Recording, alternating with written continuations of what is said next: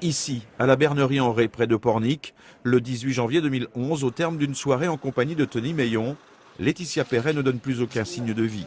Ce jour-là, la jeune femme est vue pour la dernière fois à la sortie du restaurant où elle travaillait depuis peu. C'était le 19 janvier 2011. Quelques heures après sa disparition, le scooter de Laetitia Perret, 18 ans, apprenti dans un CAP hôtellerie-restauration, est retrouvé par terre, les clés sur le contact, à moins de 300 mètres de son domicile. La jeune fille vit dans la périphérique de Pornic, ville de Loire-Atlantique, placée en famille d'accueil avec sa sœur jumelle, Jessica, depuis leurs 12 ans. Une chaussure est retrouvée sur la chaussée. La veille de sa disparition, Laetitia, qui travaillait dans un restaurant à Bernerie-en-Ré, commune du même département que son domicile, a été aperçue en train de boire un verre avec un certain Tony Meillon, rencontré 2 semaines auparavant. Ce trentenaire sans emploi, multirécidiviste, est alors en liberté provisoire. L'homme connu des services de police a été arrêté en à peine 48 heures. Il déclare dans un premier temps avoir eu un accident et endommagé le scooter de Laetitia. Il finit par dire qu'il a été pris de panique en réalisant que la jeune conductrice ne respirait plus et de l'avoir jetée dans la Loire. La réalité est d'autant plus horrible. L'homme a poursuivi le scooter de la jeune femme. Une fois celle-ci à terre,